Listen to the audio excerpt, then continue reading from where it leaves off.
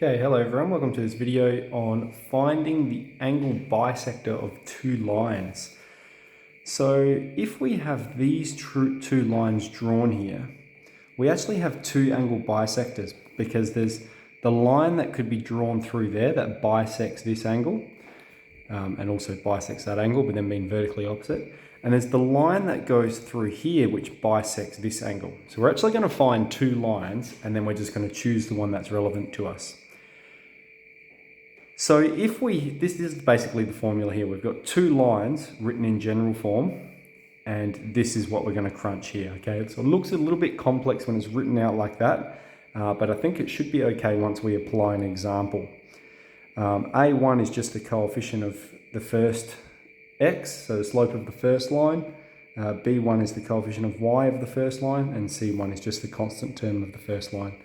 Where there's the 2 present, that just means the second line. And this is the formula we're using here. So we've got the lines 4x take 3y equals minus 4. That's it expressed in general form, isn't it?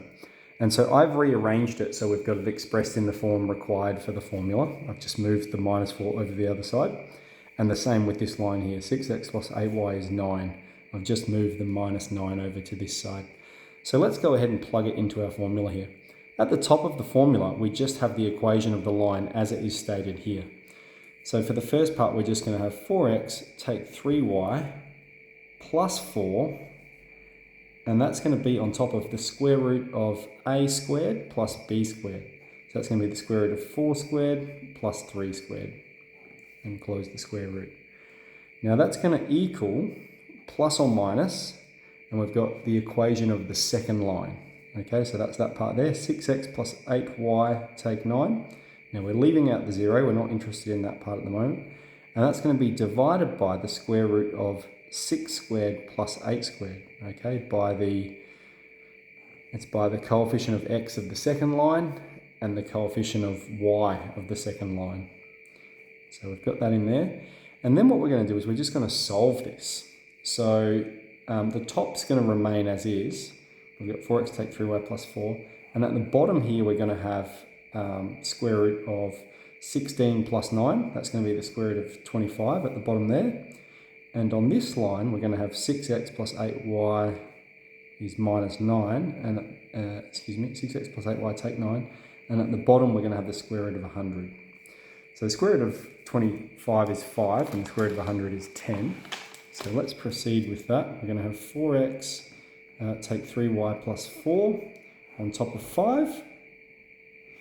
Is equal to plus or minus 6x plus 8y take 9 on top of 10. Now if we want to solve this, this is where we need to consider the positive or the negative case. So to begin with, let's consider the positive case. Okay, so let's write that here, considering positive case. So what I'm going to do is I'm going to cross multiply. I'm going to multiply that 10 over to this side and that 5 over to this side. So on the left hand side we're going to have 40x take 30y plus 40 equals, and now remember I said we're considering the positive case. So everything over here is just positive what it is. So we're going to have 5 times 6, we're going to have 30x. 5 times 8 is going to be 40y, and 5 times minus 9 is minus 45. We're going to bring all this together, all to one side.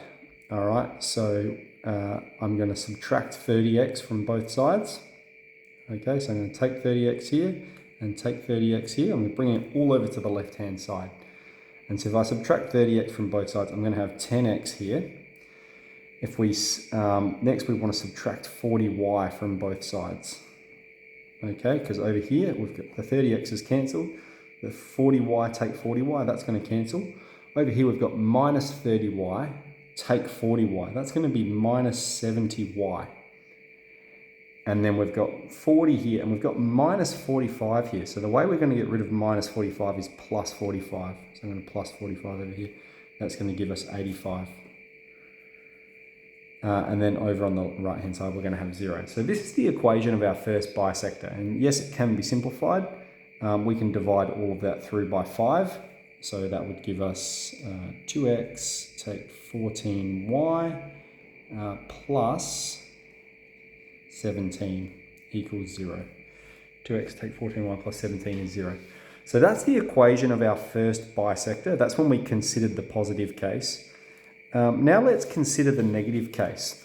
So the negative case is going to be, I'll just underline that for the moment. That's our first bisector. The negative case is going to be when we have, here it is, we're going to have 4x take 3y plus 4. I'll just turn the page. 4x take 3y plus 4 on top of 5 equals 6x, so in the positive case it was 6x plus 8y take 9. So the negative case is where each of them has a negative in front of it. So it's going to be minus 6x take 8y plus 9 on top of 10. And then we're going to perform the same procedure we just did. We'll do the cross multiplication. We've got 40x take 30y plus 40. And up here we're going to have is minus 30x take 40y and then plus 45. And so solving this equation, we're going to add 30x to both sides. So 70x. We're going to add 40y to both sides. So minus 10y, positive 10y. And we're going to subtract 45 from both sides. So that's going to give me minus 5 is 0. And so this is the equation of the second line. And again, we can divide through there by 5 to simplify it. We'll have 14x plus 2y take 1 is 0.